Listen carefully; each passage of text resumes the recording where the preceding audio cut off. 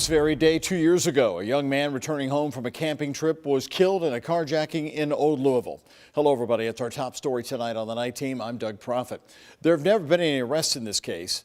Austin Fitzpatrick's family telling us they still have no answers in his death. And his mother tells WHAS 11 Night Team's Tom Lally something needs to change. 2 years since Austin was killed here on 3rd Street, his family worries that the people of Louisville have become desensitized to homicides. But they also say his story is an example of how each death is one too many.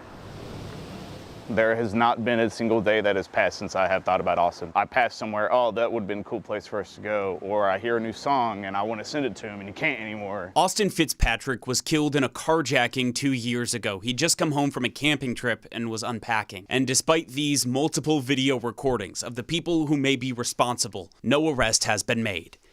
He meant different things to all of us.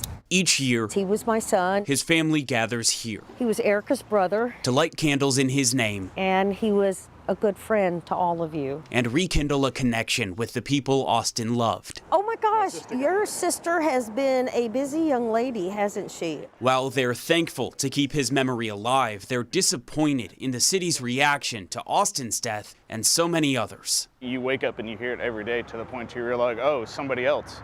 I live on Southside Drive and I hear it. I hear the gunshots and I get to hear the sirens go to the location and I get to hear moms crying about it. One friend posits it's not that people are desensitized or fatigued by violence. It's just willful ignorance in the fact that the things around us are actually happening. But right now their focus is Austin, the 26-year-old graphic designer and artist who never met an enemy and could always make a friend.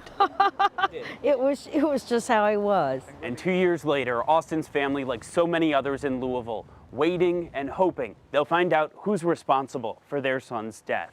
In Louisville, Tom Lally, the WHAS 11 Night Team, on your side.